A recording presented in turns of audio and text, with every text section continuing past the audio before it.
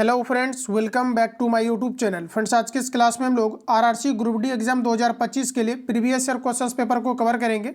जैसा कि 2018 से लेकर के 22 तक पहले क्वेश्चंस पेपर आपको लगाने हैं और फिर आपको करंटली जो पेपर कंडक्ट हुआ है एएलपी और टेक्नीशियन का, जिसमें कि साइंस का काफ़ी ज़्यादा वेटेज है, तो इसमें जितने भी आपका 2024 का करंटली पेपर में आपके क्वेश्चन पूछा गया है इसको भी हम लोग कवर करेंगे। हालांकि इसका कुछ क्वेश्चन पेपर ऑलरेडी आपका यूथ पब्लिकेशन का जो लेटेस्ट एडिशन है इसको आपको डाल दिया गया है। टेलीग्राम से आप लोग जुड़ जाएं, वीडियो के डिस्क्रिप्शन बॉक्स में टेलीग्राम का लिंक डाला गया है, क्योंकि जितने भी आपका आरआरबी का लेटेस्ट अभी आपका एडिशन लॉन्च की जा रही है इसका कंप्लीटली आपको फ्री ऑफ कॉस्ट आपको सारी चीज़ें वीडियो का डिस्क्रिप्शन बॉक्स में टेलीग्राम का लिंक डाला गया है, टेलीग्राम पर आपको सारी चीज़ें आपको प्रोवाइड की जा रही है। तो आइए क्लास को कंटिन्यू करते हैं।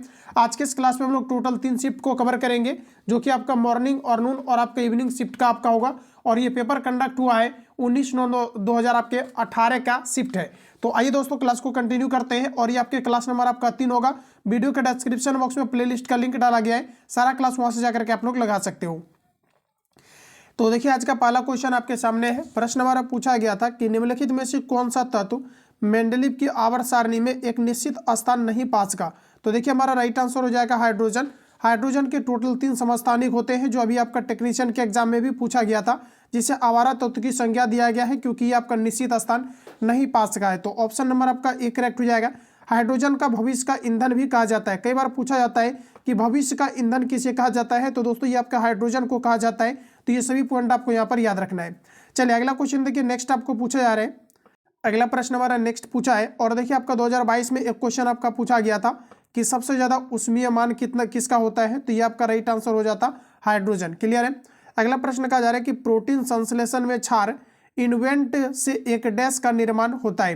प्रोटीन संश्लेषण में क्षार इन्वेंट से किसका निर्माण होता है। तो हमारा राइट आंसर हो जाएगा mRNA का होता है। ऑप्शन नंबर डी करेक्ट है। अगला प्रश्न है कि निम्नलिखित में से कौन सा उच्चतम तापमान पर आसानी से ऑक्सीकृत नहीं होता है। तो देखिए फ्रेंड्स, हमारा राइट आंसर हो जाएगा मिश्र धातु, क्योंकि जो एलॉय होता है इसको इसी पर्पज से बनाया जाता है ताकि ये जल्द से जल्द ही आपका पिघले नहीं। तो ऑप्शन नंबर आपका यहाँ पर ए करेक्ट हो जाएगा। मिश्र धातु की जैसे बात कर ले हम लोग, तो जैसे कि आपका पीतल है, तो पीतल भी एक प्रकार का मिश्र धातु है, जो कॉपर और आपका जिंक का आपका मिश्रण होता है। इसके अलावा जैसे बात कर ले हम लोग कांसा का, तो कांसा भी एक प्रकार का मिश्र धातु है, जिसमें कि आपका कॉपर और आपका टीन का मिश्रण होता है, जिसे हम लोग कांसा कहते हैं। तो ये सभी फैक्ट आपको याद रखनी है। ऑप्शन नंबर आपका ए करेक्ट हो जाएगा। बात करें हम लोग अर्धचालक का, तो जैसे सिलिकॉन, जर्मेनियम, ये सभी आपके अर्धचालक के अंतर्गत आता है। सुचालक की बात करें तो जिससे इलेक्ट्रिक करंट फ्लो होता है सुचालक, और कुचालक की बात करेंगे जिसे आपका प्लास्टिक है, ये सभी आपके कुचालक के अंतर्गत आते हैं। चलिए अगला प्रश्न देखिए, नेक्स्ट हमारा पूछा है कि जिन पदार्थों की गंध अम्लीय या क्षारीय माध्यम में बदल जाती है उसे डैश कहा जाता है। तो देखिए फ्रेंड्स, आपका राइट आंसर हो जाएगा इसे घ्रास या इसे जो है ऑल्फैक्टरी सूचक कहा जाता है। ऑप्शन नंबर आपका ये यहाँ पर करेक्ट हो जाएगा। अगला प्रश्न है कि निम्नलिखित में से कौन सा एक सरल अस्थायी उत्तक नहीं है। तो देखिए बताइए आप लोग राइट आंसर क्या है। इनमें से कौन सा एक सरल अस्थायी उत्तक नहीं है, ये आपको पर पूछा जा रहा है। तो देखिए हमारा राइट आंसर होगा जाइलम। जाइलम जो है एक प्रकार का आपका जटिल उत्तक होता है, जिसके द्वारा जल का चढ़ाव पेड़ पौधों में होता है। किस क्रिया के द्वारा। तो जाइलम के द्वारा जल का जो चढ़ाव होता है ये आपका केशिकात्व क्रिया के द्वारा होता है। तो ये सभी पॉइंट आपको याद रखना है। और जो जाइलम है, जाइलम में जो आपका दोस्तों खनिज पदार्थों का चढ़ाव होता है ये आपका एक दिशीय होता है, जबकि फ्लोएम में द्विदिशीय होता है।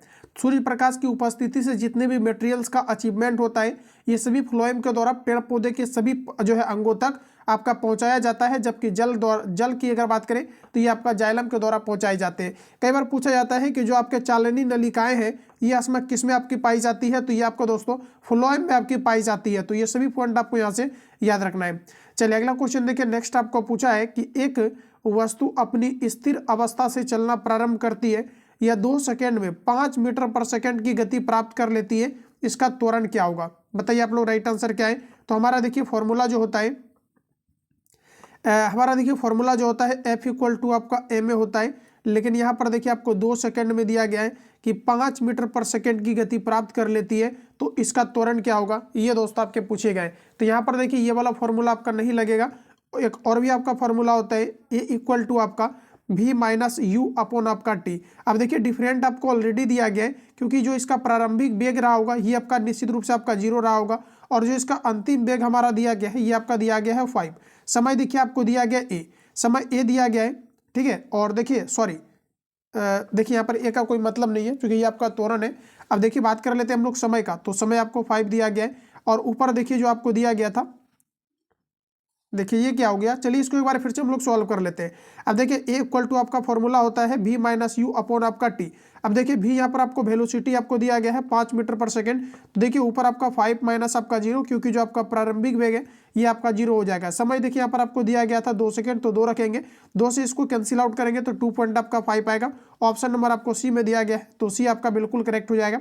अगला प्रश्न पूछा जा रहा है कि विटेकर द्वारा प्रतिपादित 5 किंगडम दिया गया है कि क्लासिफिकेशन में निम्न में से कौन सा समूह शामिल नहीं है।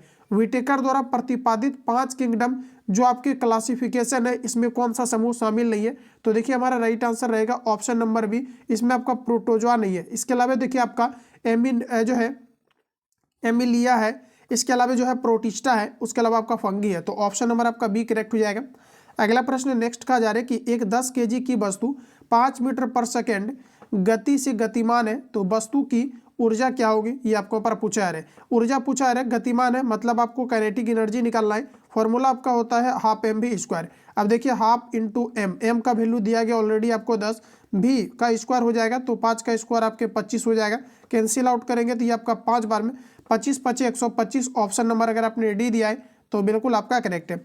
अगला प्रश्न पूछा है कि विसरण के बारे में निम्नलिखित में से क्या सही नहीं है, ये आपको पर पूछा जा रहा है। ऐसे केस में आपको सभी ऑप्शन आपको पढ़ने हैं। पहला कहा जा रहा है कि विसरण केवल तभी संभव है जब पदार्थ के कण लगातार गतिमान अवस्था में होता है, ये दोस्तों आपका करेक्ट है। अगला कहा जा रहा है कि गैसों के विसरण की दर ठोस और द्रव की तुलना में गैस में पूछा रहा अधिकतम होता है, ये भी करेक्ट दिया गया है। गैस के विसरण की दर उसके आयतन पर निर्भर करता है, ये दोस्तों आपका गलत है और हमें गलत ही छांटना है, तो ऑप्शन नंबर आपका सी करेक्ट हो जाएगा। चलिए अगला क्वेश्चन बताइए। अगला प्रश्न में देखिए पूछा जा रहा है कि मुक्त रूप से गिरना केवल डैश में संभव है। मुक्त रूप से गिरना केवल आपके जो है निर्वात में संभव है, जहां पर कि ध्वनि गमन नहीं करती है। ऑप्शन नंबर आपका डी करेक्ट हो जाएगा। प्रकाश का जो है निर्वात में चाल कितना होता है, तो ध्यान में रखेंगे प्रकाश की चाल अगर बात कर ले निर्वात में तो ये आपका 3 × 10⁸ मीटर पर आपका सेकेंड होता है और ध्वनि निर्वात में गमन नहीं कर सकती है, तो डी ऑप्शन आपका करेक्ट हो जाएगा। अगला प्रश्न कहा जा रहा है कि शक्ति को किस रूप में व्याख्यात किया जा सकता है। सबसे पहले याद रखेंगे कि जो आपका शक्ति होता है, शक्ति का मात्रक वाट होता है या इसे जूल पर सेकेंड भी लिखा जाता है। तो शक्ति के बारे में हमारा राइट आंसर हो जाएगा कार्य करने की दर अथवा ऊर्जा हस्तांतरण की दर को शक्ति कहा जाता है, तो बी ऑप्शन आपका दोस्तों करेक्ट हो जाएगा। अगला प्रश्न कहा जा रहा है कि निम्नलिखित में से कौन सा प्रकाश संश्लेषण के लिए आवश्यक नहीं है। देखिए क्लोरोफिल आपका आवश्यक होता है, सूर्य प्रकाश भी आपका आवश्यक होता है, कार्बन डाइऑक्साइड आपके कंपलसरी होता है, ऑक्सीजन नहीं होता है। प्रकाश संश्लेषण के दौरान ऑक्सीजन हमें मिलता है लेकिन ऑक्सीजन की उत्पत्ति नहीं होता है, तो डी ऑप्शन आपका दोस्तों करेक्ट है। अगला प्रश्न पूछा है कि टंगस्टन का गलनांक डैश होता है। इसको देखिए मैंने नोट्स में भी आपको कवर कराया है और ये ग्रुप डी के 2022 में भी पूछा गया है और 2018 के शिफ्ट में भी ये क्वेश्चन आपका पूछा गया है। तो देखिए पूछा गया था कि टंगस्टन का गलनांक कितना होता है, तो आपका देखिए राइट आंसर हो जाएगा 3000 डिग्री आपका सेल्सियस से आपका जो होता है ये आपका 3500 डिग्री आपका सेल्सियस टंगस्टन का गलनांक होता है। तो यहाँ पर देखिए हमारा राइट आंसर हो जाएगा 3380 डिग्री आपका सेल्सियस। अगर इस तरह से क्वेश्चन आता है तो 3300 करीब आप यहाँ पर लगाएंगे, ऑप्शन नंबर आपका ए करेक्ट हो जाएगा। चलिए अगला प्रश्न देखिए नेक्स्ट हमारा पूछा जा रहा है कि लैंगिक प्रजनन के दौरान जब दो अलग अलग जीवाणु कोशिकाएं संयोजित होता है, ये संयोजित होता है तो वे डैश का निर्माण करता है। तो दोस्तों हमारा राइट आंसर हो जाएगा युग्मज का निर्माण करता है, पहला ऑप्शन आपका करेक्ट है। जब एक धातु पानी के साथ अभिक्रिया करती है तो कौन सी गैस निकलती है। जब धातु पानी के साथ अभिक्रिया करती है तो आपका राइट आंसर हो जाएगा हाइड्रोजन गैस निकलती है। और जो धातु होता है धातु का ऑक्साइड ये आपके क्षारीय प्रकृति का होता है, जबकि अधातु की ऑक्साइड की अगर बात करें तो ये आपके अम्लीय प्रकृति का होता है। तो ध्यान रखेंगे अधातु का ऑक्साइड आपके अम्लीय प्रकृति का होता है, जबकि धातु का ऑक्साइड क्षारीय प्रकृति का होता है। अगला प्रश्न एक पूछा है कि बल और विस्थापन का गुणनफल क्या कहलाता है। देखिए हमारा फॉर्मूला पूछा है कि एफ जो एस है यानी एफ आपका फोर्स है और एस आपका डिस्प्लेसमेंट है, तो हमारा फॉर्मूला होता है डब्ल्यू बराबर एफ एस कॉस थीटा। तो देखिए हमारा डब्ल्यू हो जाएगा और डब्ल्यू एक प्रकार का कार्य, ऑप्शन नंबर सी करेक्ट है। अब दोस्तों यहाँ पर बात कर लेते हैं कि जो आपका डब्ल्यू है इसका मात्रक क्या है, तो आपका जूल होता है। इसी जूल को हम लोग लिखते हैं केजी मीटर पर आपका सेकेंड स्क्वायर, ठीक है। तो यहाँ पर देखिए कार्य का मात्रक पूछा है, सॉरी देखिए ये आपका नहीं होगा, कार्य का मात्रक आपका जूल होगा। और यहाँ पर देखिए अगर बल पूछा जाता तो बल का जो मात्रक होता है न्यूटन होता है और इसी न्यूटन को हम लोग लिखते हैं केजी मीटर पर सेकेंड स्क्वायर। अब बात कर ले हम लोग संवेग का, तो संवेग का आपका मात्रक होता है केजी मीटर पर आपका सेकेंड होता है। फॉर्मूला की बात करें तो P इक्वल टू आपका mv होता है। कार्य का मैंने आपको बता दिया है, ये आपका जूल होता है। त्वरण का मात्रक आपका मीटर पर आपका सेकेंड स्क्वायर होता है। और भार का जो मात्रक होता है ये दोस्तों आपका क्या होता है, तो ध्यान में रखेंगे कि जो आपका भार का मात्रक होता है ये भी आपका जो है ये आपका न्यूटन होता है। तो ये सभी पॉइंट आपको याद रखना है। अगला क्वेश्चन का जा रहे, उस प्रक्रिया का नाम क्या है जिसके द्वारा कोई धातु अपने आसपास उपस्थित नमी, एसिड इत्यादि द्वारा प्रभावित होती है। तो बताइए आप सभी लोग, राइट आंसर आपका क्या है, वह प्रक्रिया को क्या कहते हैं जिसके द्वारा कोई धातु अपने आसपास उपस्थित नमी, एसिड इत्यादि द्वारा प्रभावित होती है। तो ऑप्शन नंबर हमारा डी करेक्ट हो जाएगा। इसे संचारण कहा जाता है। निम्नलिखित धातुओं में से कौन सी कक्षीय तापमान पर द्रव अवस्था में पाई जाती है। बात हो रही है धातु का, तो बी हमारा करेक्ट हो जाएगा। ये आपका दोस्तों हो जाएगा पारा। अगर पूछा जाता है अधातु कौन सा है, तो ये आपका हो जाएगा ब्रोमीन, जो कि कमरे के ताप पर द्रव अवस्था में पाई जाती है। अगला बात कर ले हम लोग लेड का, तो ये आपका सिंबल आपका पीबी होता है। पारा आपका Hg होता है, जिसका परमाणु क्रमांक 80 होता है।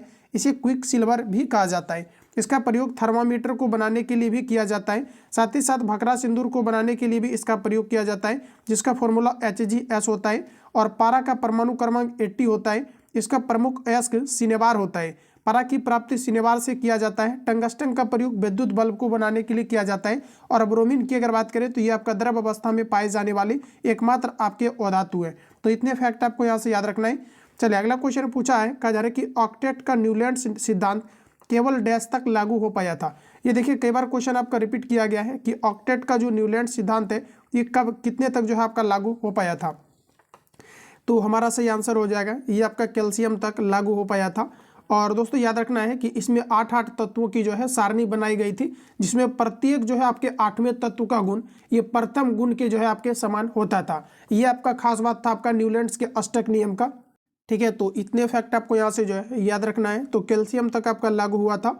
बात कर ले सल्फर का, तो इसका सिंबल S होता है, जिसका परमाणु क्रमांक आपका 60 होता है। क्लोरीन देखिए एक प्रकार का अधातु है और ये आपके गैसीय अवस्था में पाई जाती है, जिसका प्रयोग टीयर गैस को बनाने के लिए किया जाता है। पोटेशियम की बात कर लेते हैं, तो पोटेशियम जिसका कि परमाणु क्रमांक आपका 19 होता है, ध्यान में रखेंगे। तो चलिए आगे बढ़ते हैं। अगला क्वेश्चन हमारा पूछा जा रहा है कि द्रव्यमान 400 किलोग्राम की बंदूक के संवेग की गणना करें जब इसके प्रतिघात वेग 0.25 मीटर पर सेकेंड है।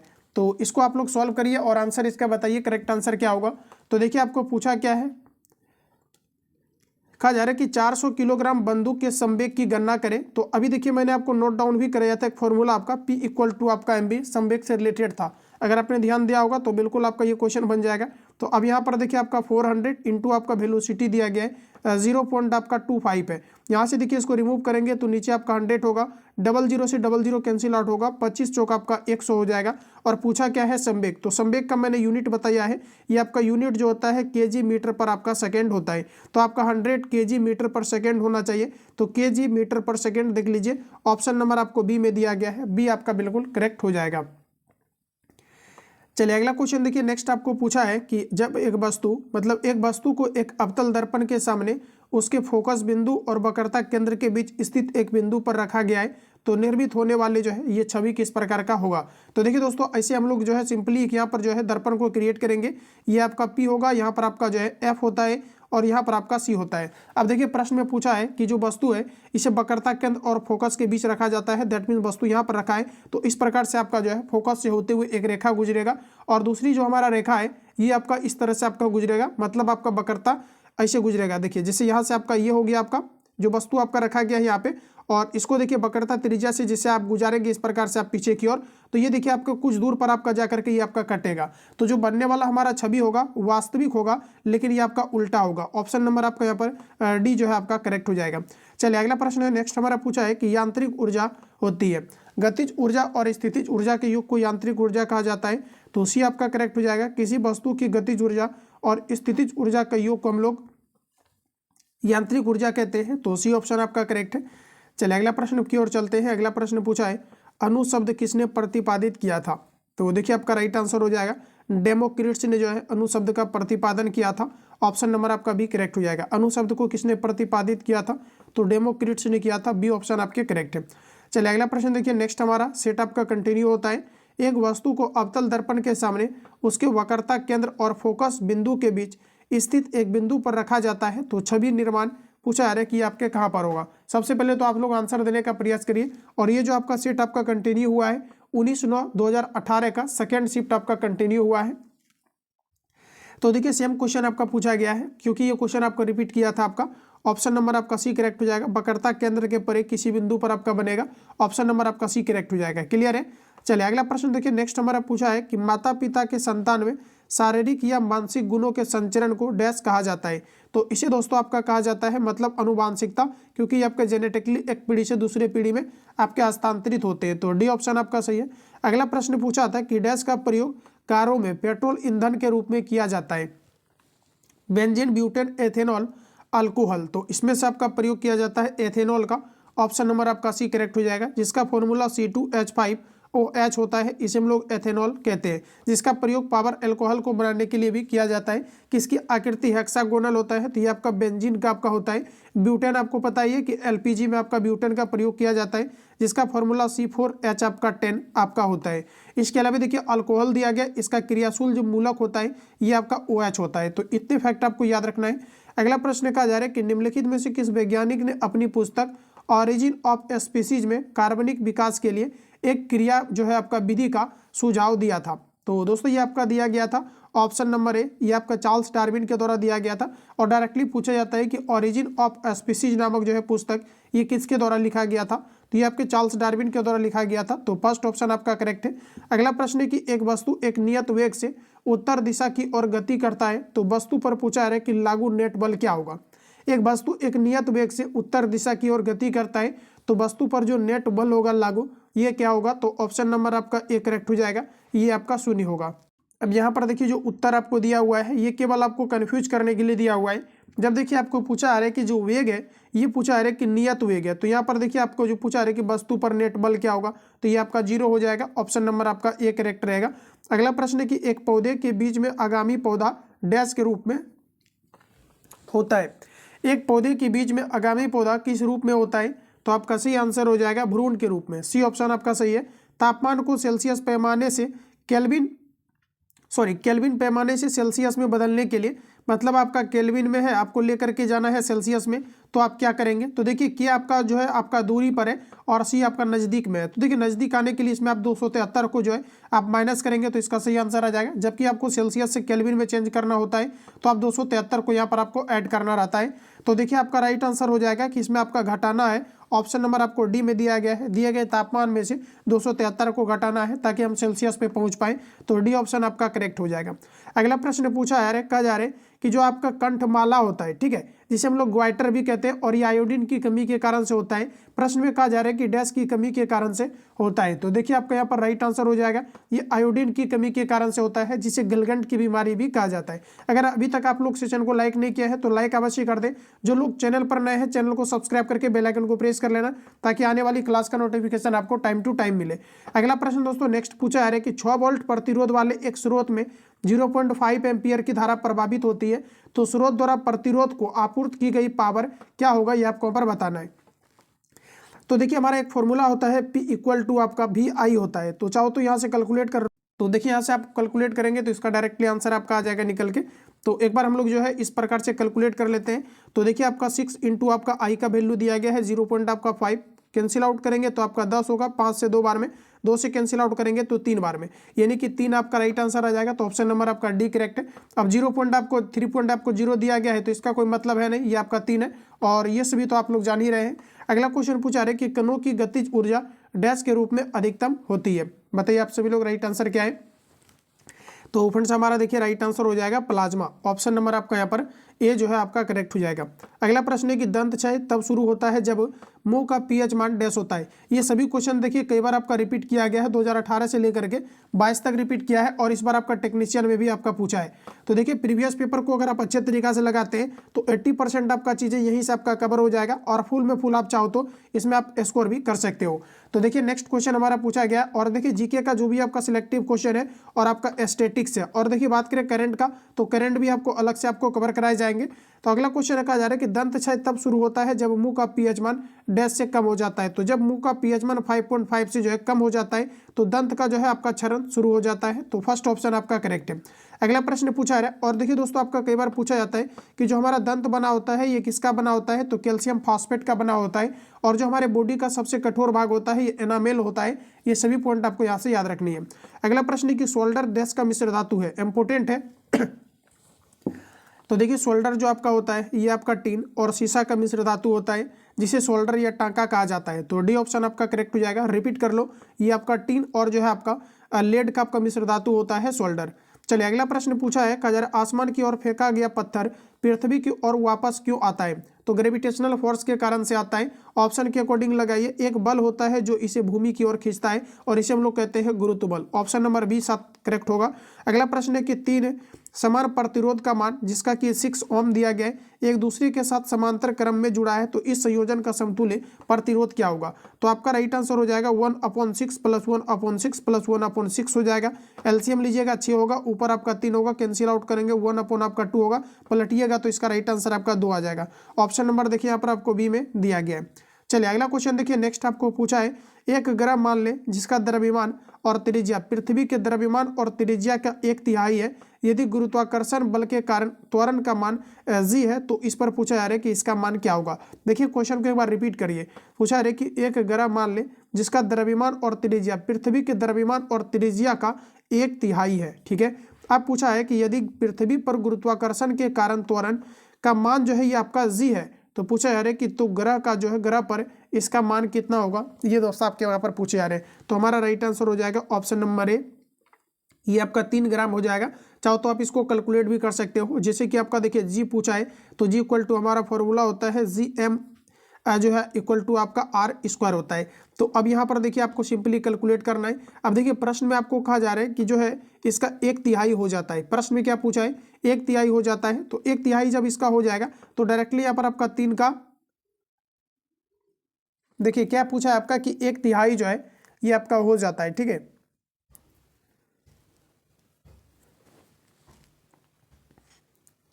देखिए प्रश्न आपको पूछा जा रहा है तो देखिए इसको हम लोग यहाँ पर सॉल्व ही कर लेते हैं पूरी तरीका से इसको। तो देखिए मैंने आपको फॉर्मूला नोट डाउन कराया है कि जो आपका जी इक्वल टू आपका फॉर्मूला होता है ये दोस्तों आपका होता है जी आपका M अपॉन आपका जो है R² आपका होता है। अब देखिए प्रश्न में पूछा है कि जो इसका है द्रव्यमान और जो है त्रिज्या ये दोनों पूछा रहे कि 1/3 हो जाता है। तो सिंपली देखिए आपको ऊपर आपको जी दिया गया है तो ये कांस्टेंट टर्म है, चाहो तो इसको आप स्किप भी कर सकते हो। तो जी को हम लोग यहाँ पर कांस्टेंट टर्म है तो इसको यहाँ पर खत्म कर लेते हैं। अब देखिए यहाँ पर आपको पूछा रहे कि 1/3 हो जाता है, द्रव्यमान भी 1/3 हो जाएगा। और देखिए द्रव्यमान का जैसे आप 1/3 करेंगे तो ये आपका M अपॉन आपका यहाँ पर जो है आपका 3 हो जाएगा। अब देखिए यहाँ पर आपका बटे में आपको देखिए R दिया गया तो R भी आपका 1/3 होगा तो R अपॉन आपका 3 हो जाएगा और इसका दोस्तों यहाँ पर आपका स्क्वायर हो जाएगा। अब देखिए यहाँ पर आपका M अपॉन आपका 3 हो जाएगा। अब यहाँ से देखिए आपको जो है 3 जो दिया गया है 3 3 9 होगा और इसको पलटिएगा तो ये आपका ऊपर चला जाएगा और नीचे आपका R रहेगा। इसको कैंसिल आउट कीजिएगा तो ये आपका 3 हो जाएगा। तो इस प्रकार से जो हमारा राइट आंसर निकल के आएगा ऑप्शन नंबर आपका ए करेक्ट हो जाएगा। चलिए अगला क्वेश्चन हमारा पूछा है कि निम्नलिखित तत्वों में से कौन सा वर्गीकरण परमाणु संख्या पर आधारित है। ये आपको पर पूछा रहे तो परमाणु संख्या पर आधारित है आधुनिक आवर्त सारणी। ऑप्शन नंबर आपका बी करेक्ट हो जाएगा। आधुनिक आवर्त सारणी किसने दिया है, तो मोस्ले ने दिया है, जो कि परमाणु जो है आपके संख्या के बढ़ते क्रम पर आधारित है। तो बी ऑप्शन आपका यहाँ पर करेक्ट हो जाएगा। चलिए क्लियर होगी आप सभी लोगों का। अगला क्वेश्चन है कि किसी वस्तु के मुक्त रूप से गिरने के दौरान निम्नलिखित में से कौन सी ऊर्जा इसके रास्ते में किसी एक बिंदु पर बढ़ जाती है। तो हमारा राइट आंसर हो जाएगा गतिज ऊर्जा। ठीक पृथ्वी के जो है जस्ट ऊपर जो है गतिज ऊर्जा मैक्सिमम होती है। तो ऑप्शन आपका बी करेक्ट हो जाएगा। गतिज एनर्जी का हमारा फॉर्मूला होता है हाफ mv²। तो यहाँ से भी कई बार क्वेश्चन आपका जो है पूछा गया है। अगला प्रश्न पूछा है कि एक कार उच्च गति से चल रही है, यह किस ऊर्जा से युक्त होगी। तो हमारा दोस्तों राइट आंसर हो जाएगा ऑप्शन नंबर ए गतिज ऊर्जा से। काफ़ी सारे कैंडिडेट इसमें कुछ भी लगाते हैं, यांत्रिक ऊर्जा वगैरह लगा देते हैं। ऑप्शन नंबर आपका ए करेक्ट है, तो आप इसको प्रॉपर तरीका से ध्यान रखेंगे।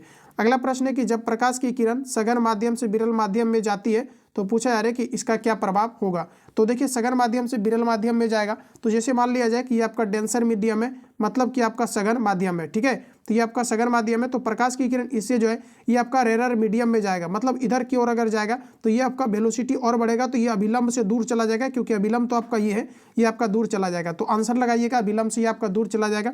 तो पूछा है कि जब प्रकाश की किरण सघन माध्यम से विरल माध्यम में जाती है तो क्या होगा, तो बी आपका करेक्ट होगा, गति बढ़ जाएगी और वो अभिलंब से आपका दूर की ओर जाएगी। ऑप्शन नंबर बी करेक्ट होगा। अगला प्रश्न है कि कौन सा उत्तक पौधे के प्रकाश संश्लेषण हिस्सों से सामग्री के परिवहन में मदद करता है, तो हमारा राइट आंसर हो जाएगा phloem. Option number A correct हो जाएगा। चलिए अगला प्रश्न दोस्तों पूछा है, कहा जा रहा है कि जब पीएच मान 7 से 14 की ओर बढ़ता है तो यह दर्शाता है। देखिए सोरेनसन नामक वैज्ञानिक ने एक पीएच स्केल को डेवलप किया था, जो कि आपका 0 से लेकर के 14 तक और मिड में आपका 7 होता है। तो 7 से अधिक होगा तो ये आपके H- आयन की सांद्रता में वृद्धि होगा, और इसे हम लोग कहेंगे कि क्षारीयता की ओर ये आपका बढ़ रहा है। और 7 से देखिए कम होगा तो ये आपके H+ आयन की सांद्रता में वृद्धि करेगा, और इसे हम लोग कहेंगे कि अम्लता की ओर बढ़ रहा है। तो देखिए 7 से अधिक की ओर जाएगा तो OH- की आयन की सांद्रता में वृद्धि करेगा। तो ऑप्शन नंबर आपका देख लीजिए कहाँ पर दिया गया है, ऑप्शन नंबर आपको डी में दिया गया है, तो आप इसको याद रखेंगे। अगला क्वेश्चन है, किसी भी समान समूह में मौजूद तत्वों का डैश एक समान होता है। तो देखिए फ्रेंड्स आपका राइट आंसर हो जाएगा संयोजी इलेक्ट्रॉन की संख्या एक समान होता है। ऑप्शन नंबर आपका ए करेक्ट हो जाएगा। क्लियर है, समझ गए आप कि किसी भी समान समूह में मौजूद तत्वों का जो है डैश समान होता है, संयोजी इलेक्ट्रॉन की संख्या समान होती है। चलिए अगला क्वेश्चन का देखिए, नेक्स्ट हमारा सेट कंटिन्यू यहाँ पर हो रहा है। तो ये फ्रेंड्स आपका जो है इवनिंग आपका शिफ्ट का है, ठीक है। तो चलिए अगला आंसर करिए। कहा जा रहा है कि निम्न में से कौन सा पराध्वनिक तरंगों का औद्योगिक अनुप्रयोग नहीं है। पराध्वनिक तरंगों का जो है किसके लिए प्रयोग नहीं किया जाता है, तो देखिए आपका पराश्रवी सफाई के लिए किया जाता है। किसी पौधे के शरीर से कीटाणु को पराश्रवी तरीके से हटाना, ये बिल्कुल आपका गलत है। ऑप्शन नंबर आपका बी जो है करेक्ट हो जाएगा। इसके अलावा याद रखना है कि जो धातुओं में दोष को जो है दोष की पराश्रवी की पहचान करने के लिए किया जाता है, छेद करना या ड्रिल या वांछित आकार में काटना, तो इन सभी के लिए आपका प्रयोग किया जाता है। अगला प्रश्न हमारा पूछा है कि प्रजनन की प्रक्रिया के दौरान उत्पन्न होने वाली भिन्नताएं डैश हो सकती है। तो देखिए हमारा राइट आंसर हो जाएगा वंशागत हो सकता है, डी ऑप्शन आपका करेक्ट है। संवेग की एसआई इकाई क्या है, देखिए इस क्वेश्चन को मैंने कई बार आपको रिपीट अभी कराया है, और देखिए उससे रिलेटेड क्वेश्चन आपका आ गया है। तो जितना भी एनालिसिस करेंगे उससे रिलेटेड सभी क्वेश्चन आपके कवर हो जाएंगे, और कहीं ना कहीं साइंस में आप बेहतर इंप्रूवमेंट कर लेंगे। तो संवेग की एसआई जो है पद्धति में पूछा है कि एसआई पद्धति क्या है, तो दोस्तों आपका राइट आंसर हो जाएगा केजी मीटर पर आपका सेकेंड होता है। तो केजी मीटर पर सेकेंड ऑप्शन नंबर हमारा सी में दिया गया है, तो सी ऑप्शन आपका करेक्ट हो जाएगा। अगला प्रश्न कहा जा रहा है कि निम्नलिखित में से किसमें कोई कार्य नहीं किया जाता है। तो देखिए कोई कार्य नहीं किया जाता है, डी ऑप्शन आपका सही है। कपिल अपने कंधे पर 10 केजी भार लेकर खड़ा है, कोई कार्य नहीं हुआ, क्योंकि फिजिक्स के अकॉर्डिंग डिस्प्लेसमेंट होगा तभी कोई कार्य होगा। अगला प्रश्न है कि मनुष्यों में निषेचित अंडा डैश के स्तर में प्रत्यारोपित हो जाता है। तो देखिए फ्रेंड्स मनुष्यों में निषेचित जो अंडा होता है ये पूछा है कि किसमें प्रत्यारोपित हो जाता है, तो ऑप्शन नंबर हमारा डी करेक्ट हो जाएगा, गर्भाशय में प्रत्यारोपित हो जाता है, तो डी आपका सही है। आयरन के वायु की उपस्थिति में जलने पर किसका निर्माण होता है। जब आयरन को Fe को जलाया जाता है, जिसका परमाणु क्रमांक 26 है, जब इसको जलाया जाता है तो इसमें आपका क्या निर्माण होगा, आंसर बताइए आप सभी लोग। राइट आंसर आपका क्या है, तो ऑप्शन आपका डी करेक्ट हो जाएगा, Fe2O3 का आपका निर्माण होगा। और देखिए लोहा का अयस्क होता है हेमेटाइट, मैग्नेटाइट, लिमोनाइट, सिडेराइट आपका होता है। तो ये सभी पॉइंट भी आपको जो है याद रखना है। इसका देखिए रिएक्शन अगर आप जानना चाहते हैं तो जान लीजिए, क्योंकि रिएक्शन भी कई बार जो है आपके एग्जाम में दोस्तों आपका पूछा गया है। तो देखिए ये आपका लोहा है, और इसे जब जो है ऑक्सीजन की उपस्थिति में आपका जलाया जाता है तो ये आपका Fe2 आपका O3 आपका क्रिएट हो जाता है। तो इन चीज़ों को आप यहाँ पर ध्यान रखेंगे। अगला क्वेश्चन है कि अमोनिया में नाइट्रोजन की संयोजकता कितनी होती है। अमोनिया का सूत्र होता है NH3, बताना है नाइट्रोजन की संयोजकता। तो बिल्कुल आप देख करके ही आंसर लगा दिए होंगे, क्योंकि आपस में इंटरचेंज होता है जब किसी भी मॉलिक्यूल्स को हम लोग लिखते हैं, तो ये आपका आ जाएगा किसके साथ, नाइट्रोजन के साथ। तो डी ऑप्शन आपका करेक्ट हो जाएगा। क्योंकि देखिए अगर मान लिया जाए कि Al2O3 आपको दिया गया है, आपको पूछेगा कि एल्यूमिनियम की संयोजकता कितना है, तो ये आपका 3 होगा, क्योंकि जो ऑक्सीजन वाला है ये आपका एल्यूमिनियम का कहलाएगा, और जो आपका एल्यूमिनियम के साथ है ये आपका ऑक्सीजन का कहलाएगा। क्योंकि जब किसी भी कंपाउंड्स को लिखा जाता है तो आपस में संयोजकता जो होता है ये आपका वैलेंस इलेक्ट्रॉन आपस में इंटरचेंज होता है। तो ऑक्सीजन का पूछेगा तो ऑक्सीजन का यहाँ पर आपका हो जाएगा 2। तो यहाँ पर देखिए पूछा था आपका अमोनिया का, तो अमोनिया का आपका फॉर्मूला होता है NH आपका 3 होता है। तो देखिए नाइट्रोजन का आपका हो जाएगा 3, यानी कि ऑप्शन नंबर हमारा डी करेक्ट है। अगला प्रश्न कहा जा रहा है कि मैग्नीशियम की परमाणु संख्या 12 है, इसकी संयोजकता क्या होगी। मैग्नीशियम का परमाणु क्रमांक 12 है, इसका कॉन्फिगरेशन 2 8 आपका 2 हो जाएगा, तो संयोजकता आपका 2 हो जाएगा। तो ऑप्शन नंबर आपका सी करेक्ट हो जाएगा, क्योंकि 2 इलेक्ट्रॉन्स है तो ये किसी को डोनेट करेगा तो ये आपका पॉजिटिव चार्ज क्रिएट करेगा, तो सी ऑप्शन आपका करेक्ट हो जाएगा। बिल्कुल किसी प्रकार का डाउट आपको नहीं होने चाहिए।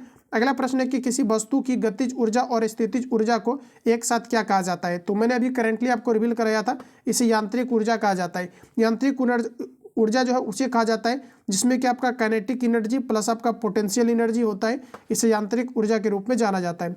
अगला प्रश्न कहा जा रहा है कि यदि 10 ओम 8 ओम और 7 ओम के 3 प्रतिरोध श्रेणी क्रम में जुड़े हैं तो पूछा है कि परिपथ में प्रभावी प्रतिरोध कितना होगा। श्रेणी क्रम में जुड़ा गया है तो सिंपली आपको ऐड कर लेना है, क्योंकि देखिए हमारा जो R इक्वल टू हमारा फॉर्मूला होता है R1 प्लस आपका R2 प्लस आपके R3 होता है, जबकि दोस्तों इसे समांतर क्रम में जोड़ा जाता है पैरेलल में, तो R upon R1 plus R upon आपका जो है R2 प्लस 1 अपॉन आपका R3 इस रूप में होता है। और इस रूप में निकाल करके उसके बाद आपको सीधा इसको पलट देना रहता है ताकि आप R इक्वल टू निकाल सके। यहाँ पर देखिए आपको श्रेणी में जुड़ा है तो सीधा आपको ऐड करना है, तो 10 8 18 और 7 आपका 25 हो जाएगा। ऑप्शन नंबर हमारा बी करेक्ट हो जाएगा। प्रतिरोध का एसआई मात्रक अगर पूछा जाता है तो ये आपका ओम होता है, जबकि प्रतिरोधकता का पूछा जाता है ओम मीटर होता है। और ऐसे देखिए जो ओम्स आपका लॉ है इसका फॉर्मूला होता है बी इक्वल टू आपका IR, तो यहाँ से भी क्वेश्चन आपके एग्जाम में पूछे जाते हैं। अगला प्रश्न पूछा है कि त्वरण ऋणात्मक होने पर पिंड का वेग क्या होगा। त्वरण ऋणात्मक है तो पिंड का वेग क्या होगा। ऑप्शन नंबर डी आपका घटेगा। चलिए अगला क्वेश्चन पूछा है कि डैश वर्ग के प्राणियों में श्वसन गलफड़ों अथवा फेफड़ों के द्वारा होता है। तो दोस्तों हमारा राइट आंसर हो जाएगा उभयचर। उभयचर हम लोग उसे कहते हैं जो जमीन के अंदर रह सकता है, पानी में भी रह सकता है और थल पे भी रह सकता है, इसे उभयचर कहते हैं। इंग्लिश में एम्फीबिया कहते हैं। जैसे मेढक है तो मेढक देखिए आपका जो है उभयचर के अंतर्गत आता है, तो ये गलफड़ों से ले सकता है सांस और त्वचा से भी ले सकता है। और देखिए उभयचर एम्फीबिया वाले जितने भी जीव होते हैं इसमें आपका 3 प्रोकोस्ट पाए जाते हैं, तो ये भी चीज़ें आपको यहाँ से याद में रखनी है। चलिए अगला क्वेश्चन देखिए नेक्स्ट हमारा पूछा है एल कक्ष में रखे जा सकने वाले इलेक्ट्रॉन की संख्या कितनी होगी। तो थोड़ा सा मैं आपको यहाँ पर बताता हूँ कि जो आपका होता है के एल और आपका एम और आपका एन होता है, तो के अंतर्गत आपका 2 इलेक्ट्रॉन्स, एल के अंतर्गत 8 और एम के अंतर्गत 18 और एन के अंतर्गत आपका 32 इलेक्ट्रॉन आपका रखा जाता है। तो पूछा है कि एल में कितने इलेक्ट्रॉन्स रखा जा सकता है, तो 8। ऑप्शन नंबर आपका सी जो है करेक्ट हो जाएगा। चलिए अगला क्वेश्चन देखिए नेक्स्ट आपको पूछा गया है कि जब तत्वों को परमाणु भारों के बढ़ते क्रम में व्यवस्थित किया जाता है तो पहले तत्व के गुणधर्म 8वें तत्व के गुणधर्म के समान होते हैं। संगीत के नोट्स की इस नियम को कहा जाता है। तो देखिए इसे न्यूलैंड्स का अष्टक नियम कहा जाता है। ऑप्शन नंबर आपका डी करेक्ट हो जाएगा। देखिए इसके पहले सेट में क्वेश्चन अभी मिला था और देखिए आपका थर्ड शिफ्ट में फिर आपका रिपीट किया है, तो क्वेश्चन दोस्तों आपके काफ़ी ज़्यादा रिपीट होता है, आप इसको अच्छे तरीके से देखेंगे। आभासी और सीधी छवि के लिए दर्पण का आवर्धन क्या होना चाहिए। तो बताइए इसका राइट आंसर आपका क्या हो जाएगा। तो ऑप्शन नंबर आपका डी करेक्ट हो जाएगा धनात्मक। आभासी जैसे कर दिया तो आपका जो बनेगा अब प्रतिबिंब ये आपका पॉजिटिव बनेगा। ऑप्शन नंबर आपका डी करेक्ट है। अगला प्रश्न कहा जा रहा है कि बल द्वारा किया गया कार्य धनात्मक होता है जब। धनात्मक कब होता है बताइए आप सभी लोग, राइट आंसर आपका क्या है। तो बल द्वारा किया गया कार्य धनात्मक होता है तब होता है जब आप जिधर वस्तु की ओर धकेलना चाह रहे हो उधर की अगर आपका जाता है तो विस्थापन जो है ये बल की दिशा में होता है। तो अगर आपका उल्टा होता है तो ये आपका डिस्प्लेसमेंट ऋणात्मक होगा, तो कार्य भी ऋणात्मक होगा। तो डी ऑप्शन आपका सही है। अगला क्वेश्चन है कि जब सिल्वर ब्रोमाइड को सूर्य के प्रकाश में रखा जाता है तो यह किसके बनने के कारण भूरे रंग का हो जाता है। बात हो रही है सिल्वर क्लोराइड का, बात हो रहा है किसका, सिल्वर क्लोराइड का, मतलब आपका AgBr के बारे में आपको पूछे जा रहे हैं। तो बताइए आप लोग राइट आंसर आपका यहाँ पर क्या है। तो दोस्तों हमारा करेक्ट आंसर हो जाएगा ये आपका सिल्वर धातु के बनने के कारण से, बी ऑप्शन आपका करेक्ट है। अगला क्वेश्चन पूछा है कि निम्नलिखित में से कौन सा अम्ल पानी में घुलने पर H+ आयन प्रदान करता है। देखिए यहाँ पर तो क्वेश्चन आपको लग रहा होगा काफ़ी इजी क्वेश्चन पूछता है, लेकिन एग्जाम हॉल में काफ़ी ज़्यादा कन्फ्यूजन होता है, तो फुल प्रैक्टिस में आप सभी लोग रहेंगे और 50 क्वेश्चन करके हम टेस्ट भी आपको शुरुआत करने वाले हैं, बस आप सभी लोग फटाफट जुड़ जाएं। अगला क्वेश्चन है कि निम्नलिखित में से कौन सा अम्ल पानी में घुलने पर H+ आयन प्रदान करता है। तो जो अम्ल होगा वो आपका H+ आयन प्रदान करेगा, तो आपका सही आंसर होना चाहिए हाइड्रोक्लोरिक एसिड।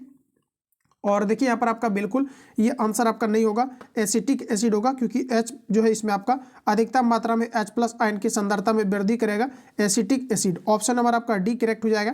और देखिए यहाँ पर बात करें हाइड्रोक्लोरिक एसिड का तो ये आपका HCl होता है जो व्यक्ति के अमाशय या जठर रस में पाई जाती है। बात करें सल्फ्यूरिक एसिड का, इसका फॉर्मूला होता है आपका जो है H2SO4 होता है। इसका जो फॉर्मूला होता है ये आपका होता है H2SO4, जिसे दोस्तों अम्ल का राजा कहा जाता है और ये बैटरी में पाए जाते हैं। ठीक है, और देखिए एसिटिक एसिड पता ही आपको सिरका में पाया जाता है। नाइट्रिक अम्ल की बात करेंगे तो इसके कारण से अम्ल आपकी वर्षा होती है। नाइट्रिक एसिड का फॉर्मूला भी देख लीजिए, HNO आपका 3 होता है, जिसे नाइट्रिक एसिड कहा जाता है और इसका प्रयोग एक्वारेजिया को बनाने के लिए किया जाता है। पूछा है कि 350 न्यूटन का एक बल 500 kg के एक द्रव्यमान पर लगाया जाता है, तो इस स्थिति में वस्तु में उत्पन्न त्वरण का मान क्या होगा। हमारा फॉर्मूला होता है F = आपका ma। F का वैल्यू ऑलरेडी आपको दिया गया है 350। अब देखिए m आपको दिया गया यहाँ पर आपको 500 kg, ये हमें निकालना है। तो देखिए दोस्तों यहाँ पर आपका हो जाएगा 300 आपका 50 बटे में आपका यहाँ पर हो जाएगा 500। कैलकुलेट कर लीजिएगा, राइट आंसर आपका आ जाएगा। अब देखिए इसको कर लेते हैं हम लोग 5 से, तो नीचे आपका 10 हो जाएगा, ऊपर करेंगे तो 7, तो 0.7 करेक्ट आंसर आ जाएगा। निकाले क्या है त्वरण, तो मीटर पर सेकंड स्क्वायर के रूप में होगा, जो कि केवल ऑप्शन नंबर डी में आपको दिया गया है मीटर पर सेकंड स्क्वायर। चाहो तो बिना लगाए भी आप जो है सॉल्व किए भी इसको आंसर आप लगा सकते थे, बट आपको यूनिट पता होनी चाहिए। जड़ों की कोशिकाओं में लंबे रेमो जैसे भाग को क्या कहा जाता है, तो इसे दोस्तों आपका कहा जाता है रूट हेयर। जड़ों की कोशिकाओं में लंबे रोमो जैसे भाग को कहा जाता है root hair. Option number 1 correct है। एसआई पद्धति में त्वरण का मात्रा क्या होता है, तो आपका सही आंसर हो जाएगा मीटर पर सेकंड स्क्वायर, यानी कि ऑप्शन नंबर आपका 1 करेक्ट हो जाएगा। चलिए अगला क्वेश्चन की ओर चलेंगे। नेक्स्ट क्वेश्चन पूछा है कि निश्वास द्वारा डैश होता है। निश्वास मतलब जब हम लोग हवा को छोड़ते हैं, सांस खींचते हैं, उसके बाद जब पुनः हम लोग छोड़ते हैं तो इसे निश्वास कहा जाता है। और इसमें क्या होता है, तो इसमें जो है आपका फेफड़ों की अस्फीति होती है। ऑप्शन नंबर आपका बी करेक्ट हो जाएगा। अगला क्वेश्चन है कि डैश ऑक्साइड अम्लों के साथ साथ क्षारों के साथ भी अभिक्रिया करते हैं। बताइए, अम्ल के साथ साथ क्षार के साथ भी अभिक्रिया कौन करता है, तो आपका सही आंसर हो जाएगा उभयधर्मी ऑक्साइड, क्योंकि इसमें अम्लता और क्षारीयता दोनों के गुण पाए जाते हैं। तो प्रश्न आता है कि कौन सा इसमें है जो कि जो है उभयधर्मी ऑक्साइड है, तो Al2O3 होता है। इसके अलावा आपका ZnO होता है और आपका PbO होता है। तो ये आपका 3 होता है जो बराबर आपका रिपीट किया जाता है। उभयधर्मी ऑक्साइड का उदाहरण इनमें से कौन सा है, तो ये आप दोस्तों याद रखना कि Al2O3 जो होता है, जिसे हम लोग कहते हैं दोस्तों आपका बॉक्साइड, ये आपका होता है, या एल्यूमिनियम ऑक्साइड कर लीजिए, उभयधर्मी होते हैं। ZnO आपका उभयधर्मी होता है और आपका जो दिया गया है PbO, ये आपका उभयधर्मी ऑक्साइड का उदाहरण होता है, क्योंकि इसके अंतर्गत आपका अम्ल और क्षार दोनों के गुण पाए जाते हैं। अगला प्रश्न की परमाणु संलयन प्रतिक्रियाएं स्वचालित रूप से होती है। बात करें परमाणु संलयन का, तो ऑप्शन नंबर 1 करेक्ट हो जाएगा सूर्य में। सूर्य में देखिए आपका 70 जो है आपका 1% ये आपका दोस्तों हाइड्रोजन पाया जाता है। जबकि बात करें हम लोग हीलियम का, तो हीलियम जो है ये आपका 29% आपका पाया जाता है। जब भी कभी हाइड्रोजन हीलियम के साथ रिएक्ट करता है तो इसी को हम लोग कहते हैं नाभिकीय संलयन अभिक्रिया। तो ऑप्शन आपका 1 करेक्ट हो जाएगा, क्योंकि सूर्य में नाभिकीय संलयन अभिक्रिया होता है। इसके अलावा हाइड्रोजन जो बम होता है, इसमें भी आपका जो है नाभिकीय संलयन अभिक्रिया होती है। और परमाणु बम की बात कर ले, तो जो परमाणु बम होता है इसमें आपका विखंडन अभिक्रिया होती है। तो ये सभी पॉइंट आपको यहाँ पर याद होनी चाहिए। ऑप्शन नंबर 1 करेक्ट है। तो फाइनली तीनों सेट यहाँ पर आपका खत्म होता है। जो आपका पूछा गया था कब, तो ये आपके 19/9/2018 के शिफ्ट में फर्स्ट, और जो है आपका फर्स्ट आपका शिफ्ट, और उसके बाद आपका जो है सेकेंड शिफ्ट, और उसके बाद जो आपका थर्ड शिफ्ट आपका कंडक्ट हुआ था। तो मैंने आपको कंप्लीटली रिवील करा दिया है। बाकी किसी प्रकार का डाउट या संशय हो तो कमेंट बॉक्स में अपना फीडबैक दे सकते हो। कमेंट बॉक्स में आप बता देना कि और भी रिवील किया जाए क्या, तो और भी क्वेश्चंस को जो है इसको रिवील करेंगे और भी एनालिसिस करेंगे। जितना चाहोगे उतना इसको एनालिसिस कर सकते हो, ताकि और भी आपके कॉन्सेप्ट आपके पूरी तरीके से क्लियर हो पाए। बाकी मिलेंगे नेक्स्ट क्लास में। जो लोग चैनल पर नए हैं, चैनल को सब्सक्राइब करके बेल बटन को क्लिक करके ऑल पे सेट कर लेना, ताकि आने वाली क्लास का नोटिफिकेशन आपको टाइम टू टाइम मिलेंगे नेक्स्ट क्लास में। तब तक के लिए जय हिंद, बेस्ट ऑफ लक।